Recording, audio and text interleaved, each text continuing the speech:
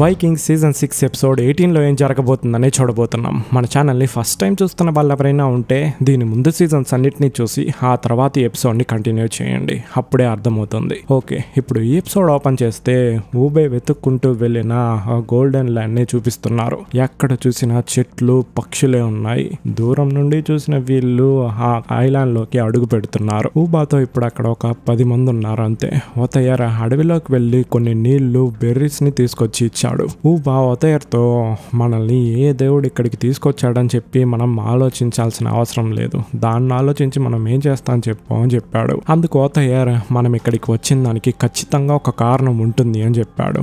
ఊబా ఆ కారణం ఏంటి అని అడగ్గా ఒతయర్ కారణం ఏంటని చెప్పి ఈ ల్యాండే మనకు చెప్పాలి అని చెప్పి వాడి గొడ్డల్ని తీసుకెళ్లి బీచ్ లో ఒక క్రాస్ ని గీసి దాన్ని సుత్తిగా మార్చాడు.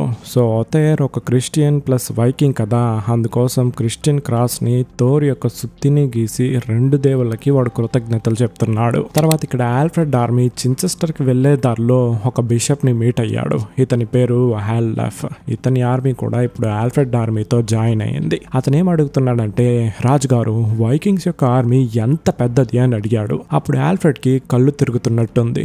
ఎల్స్విత్ రాజ్కి కొంచెం తలనొప్పిగా ఉంది అని చెప్పి అక్కడి నుంచి తీసుకెళ్లిపోయింది. ఈ సిస్టర్ కి ఆల్డాఫ్ కి ఎందుకు రాజుగారికి అప్పుడప్పుడు తలనొప్పి వస్తుందని చెప్పి అర్థం కాల. కానీ దాన్ని చూస్తున్న మనందరికీ తెలుసు ఆ ప్రాబ్లం ఏంటి అని చెప్పి. ఇంతకుముందు సీజన్స్ లోనే చూపించారు కదా, ఆల్ఫ్రెడ్ ఇలా కళ్ళు తిరిగి పడిపోతే 1 వారం దాకా పైకి లేయడు అని చెప్పి. సో ఎల్స్విత్ కూడా భయం ఉంది, ఈ యుద్ధంలో రాజు పాడక పడిపోతే మనం యుద్ధం ఓడిపోతాము అని చెప్పి టెంట్ కి తీసుకెళ్లి మీరు ఇప్పుడు చాలా స్ట్రాంగ్ గా ఉండాలి, మీరు స్ట్రాంగ్ గా లేకపోతే మీ యొక్క వీరులు వీక్ అయిపోతారు అని చెప్పి మోటివేట్ చేసింది. సో ఆల్ఫ్రెడ్ కూడా మోటివేట్ అయ్యి ఫస్ట్ మన అపీరియన్స్ ని చేంజ్ చేద్దాము అని చెప్పి హెయిర్ కట్ చేసుకుని వాళ్ళ వీరులందరినీ పిలిచి ఒక మీటింగ్ వేశాడు. మనం యుద్ధంలో ఫైట్ చేయబోయేది వైకింగ్స్ తో అని చెప్పి ఎవ్వరూ భయపడకండి, వాళ్ళు కూడా మనలాగా సాధారణమైన మనుషులే, వాళ్ళని నరికితే వచ్చేది రక్తమే, మనల్ని నరికినా వచ్చేది రక్తమే. సో మీరు వాళ్ళకి భయపడాల్సిన అవసరం లేదు, మన వెనుకల జీసస్ క్రైస్ట్ ఉండి ఖచ్చితంగా మనల్ని యుద్ధంలో గెలిపిస్తాడు అని చెప్పి చేతిలో ఉన్న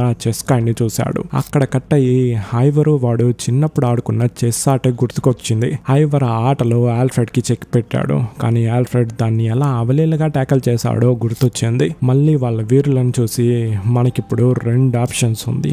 ఒకటి, మనం ఇప్పుడు క్రాస్ రోడ్ లో ఎక్కడున్నాము, ఇక్కడ నుండి చించెస్టర్ కి వెళ్ళి ఆర్మీని రెడీ చేయాలి, లేదా ఆ వైకింగ్స్ కుక్కలతో డీల్ కుదుర్చుకొని పీస్ ఆఫరింగ్ చేసుకోవాలి. ఇంతకు ముందు చాలా సార్లు వాళ్ళతో నేను డీల్ వేసున్నాను, కానీ ఈసారి అలా చేయబోయేది లేదు, వాళ్ళతో యుద్ధం మాత్రమే చేయబోతున్నా అని చెప్పి చాలా ఆక్రోషంగా మాట్లాడాడు. ఆ వీరులు కూడా ఆల్ఫ్రెడ్ చెప్పిన మాటకు మోటివేట్ అయ్యి అరుస్తున్నారు. దాన్ని చూసిన ఎల్స్విత్ కి ఇప్పుడే సంతోషంగా ఉంది, అమ్మయ్య ఇప్పుడైనా నాకు నిజమైన రాజు కనిపించాడే అని చెప్పి. కట్ చేస్తే ఇక్కడ గోల్డెన్ ల్యాండ్ లోకి ఊబాండ్ వాడి మనుషులు వెళ్తూ ఉన్నారు. వెళ్లే దారిలో పెద్ద పెద్ద చెట్లు, అక్కడ కొన్ని తోడేళ్లు, చెట్టు పైన ఉన్న పక్షులు, జలజల పారే నది అండ్ అక్కడ ఒక జింక. దాన్ని చూసిన వెంటనే మెల్లగా దాన్ని వేటాడి అందరూ చాలా సంతోషంగా దాన్ని తింటున్నారు. సో వాళ్ళకి అది ఒక స్వర్గంలా ఉంది. ఊబే కొండపై నిల్చొని ఇది ఒక కొత్త ప్రపంచంలా ఉంది ఒతయర్, ఈ ప్రపంచం నాకింకా ఎన్ని వింతల్ని చూపించబోతుందో తెలియలేదు అని చెప్పి చాలా ఆతృతగా ఉన్నాడు. ఇక్కడ ఐవర్ విట్సర్క్ తో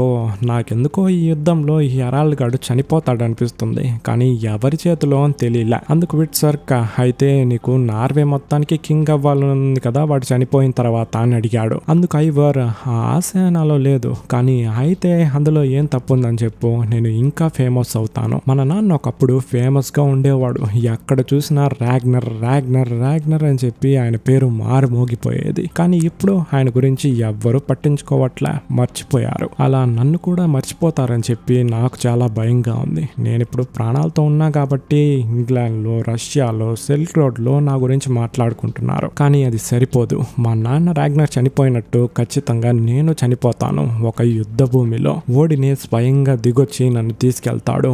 భూమిలో ఉన్న నా సమాధిని చూసిన వాళ్ళు చెప్పాలి, ఐవర్ ది బోన్లెస్ ఈ ప్రపంచంలోనే చాలా ఫేమస్ అయిన వైకింగ్ అని. అండ్ కాటియా కడుపులో ఉన్న నా బిడ్డ రష్యాని ఏలుతుంది, వాడి ద్వారా నా వారసత్వము పెరుగుతుంది, అలా నా యొక్క రక్తం ఈ భూమిలో ఉంటూనే ఉంటుంది అని చెప్పి ఐవర్ చెప్తూ ఉన్నప్పుడు విట్సర్క్ పగలబడి నవ్వగా ఐవర్ పైకి లేసి ఇందులో నవ్వడానికి ఏముంది అని సీరియస్ అయ్యాడు. విట్సర్క్ ఏం లేదు అని చెప్పి ఐవర్ ని సీరియస్ గా చూస్తున్నాడు. ఐవర్ ఎందుకు నన్ను అలా చూస్తున్నావు అని అడగ్గా విట్సర్క్ నీ కళ్ళు బ్లూ కలర్ లో ఉంది అంటే అర్థం ఏంటో నీకు తెలుసు కదా, నువ్వు ఇప్పుడు వీక్ గా ఉన్నావు, నువ్వు నడవడం కుదరదు, అలా నడిస్తే నీ కాళ్ళు విరిగిపోతుందని చెప్పి నీకు తెలుసు కదా అని చెప్పాడు. సో అక్కడ ఆల్ఫ్రెడ్ కళ్ళు తిరిగి పడితే పైకి లేవడానికి ఒక వారం పడుతుందో అదే విధంగా ఐవర్ కళ్ళు బ్లూగా అయితే వాడి కాళ్ళు వీక్ అయిపోతుంది. సో ఇద్దరికి ఒక వీక్నెస్ ఉంది. ఇక్కడ ఊబే అంటే గోల్డెన్ ల్యాండ్ లో క్యాంప్ వేసి వేటాడటానికి వెళ్ళిన ప్లేస్ లో ఒక లేక్ ని చూసి అందులో సంతోషంగా స్నానం చేస్తూ ఉండడం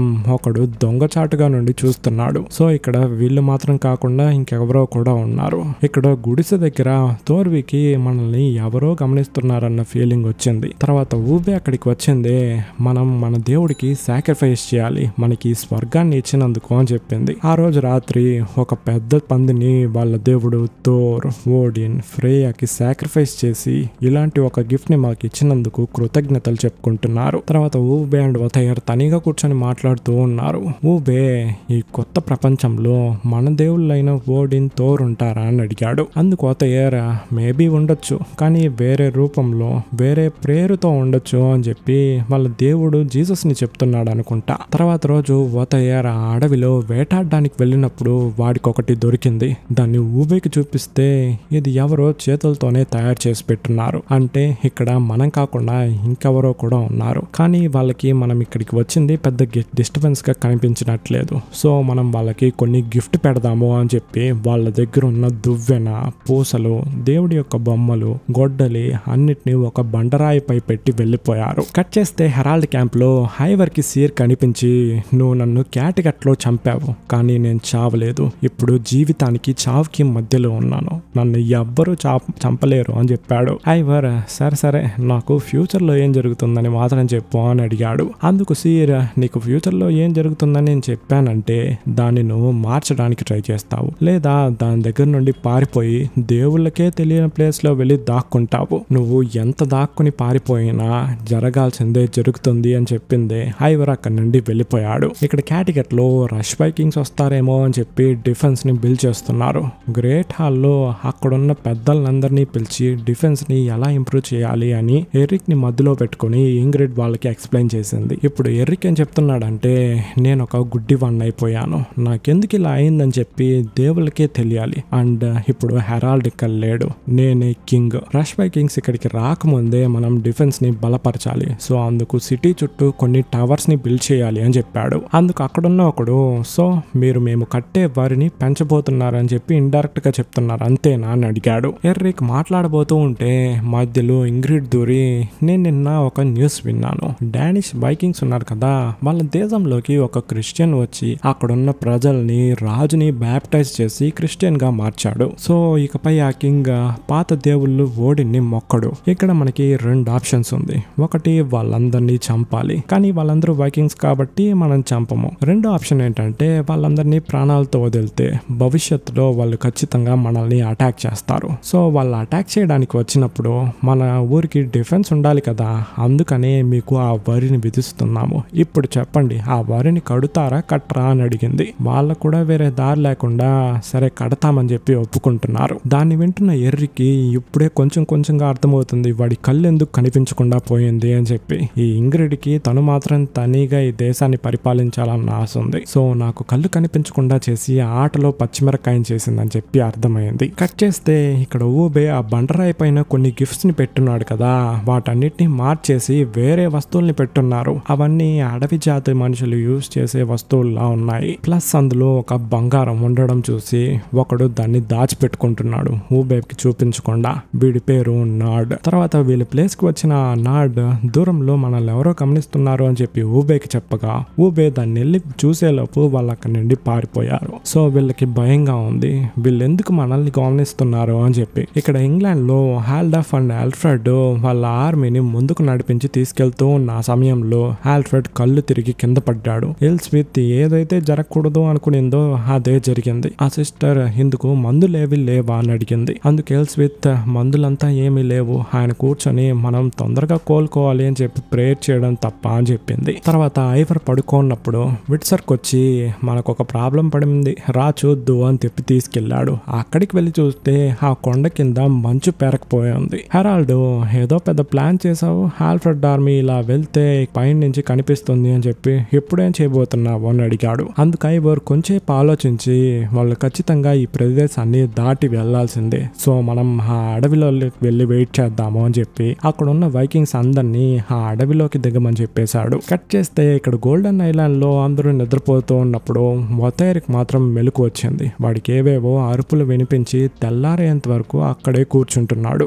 ఊబే మనం ఇక్కడే ఉండి వాళ్ళు వస్తారా రారా అని చెప్పి భయపడడం కన్నా వాళ్ళని వెతుక్కుంటూ వెళ్ళడం మొదలు పెట్టాలి. వాళ్ళు ఖచ్చితంగా మనల్ని అటాక్ చేయరు. మనం ఇక్కడికి వచ్చి ఎన్ని రోజులు అయినప్పటికీ వాళ్ళు అటాక్ చేయకుండా మనల్ని గమనిస్తున్నారు అంటే వాళ్ళకి మనం ఎవరని తెలుసుకోవాలన్న క్యూరియాసిటీ ఉంది. సో మనం వాళ్ళని వెతికి కనిపెడదాం రండి అని చెప్పి అక్కడ ఉన్న వాళ్ళందరినీ తీసుకెళ్తున్నాడు. ఇక్కడ క్యాటిగట్ లో ఇంగ్రిడ్ సిటీలో ఉన్న డిఫెన్స్ ఎలా ఉందో చూడడం కోసం అక్కడ నుండి వెళ్ళిపోయింది.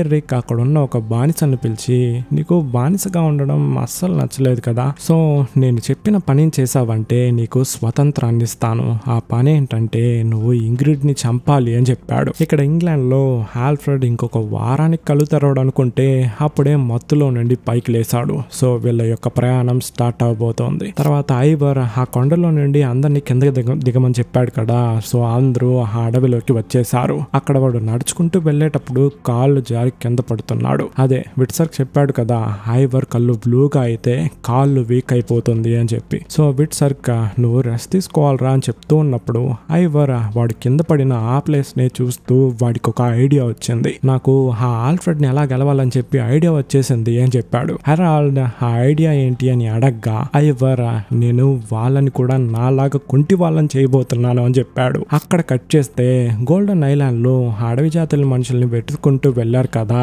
వొథైర్ వాళ్ళ ప్లేస్ ని కనిపెట్టేశాడు. అందరూ ఆ విలేజ్ లోకి వెళ్లి చూస్తే అక్కడ ఎవ్వరూ లేరు. థోర్వి మనం ఇక్కడికి వస్తున్నామని చెప్పి వాళ్ళకి ముందే తెలుసుంది అని చెప్తూ ఉన్నప్పుడే అడవి జాతి మనుషులు ఈటలతో బాణాలతో వాళ్ళందరినీ చుట్టుముట్టేశారు. ఇక్కడితో ఈ ఎపిసోడ్ ఫినిష్ అయింది. నెక్స్ట్ ఏం జరగబోతోంది? ఊబే అంటే వాళ్ళతో ఫైట్ చేసి గెలిచారా లేదా? ఐవర్ కి ఏదో ఐడియా వచ్చింది అని చెప్పాడు. అది ఏంటి? క్యాటిగట్ లో ఎర్రిగాడు ఇంగ్రిడ్ ని చంపుదామని చెప్పి ఒక ప్లాన్ వేశాడు. అది జరిగిందా లేదా అని చెప్పి నెక్స్ట్ ఎపిసోడ్ లోనే తెలుస్తుంది. ఆ ఎపిసోడ్ లో నా వాయిస్ మీరు వినేంత వరకు lots of love guys. Tata.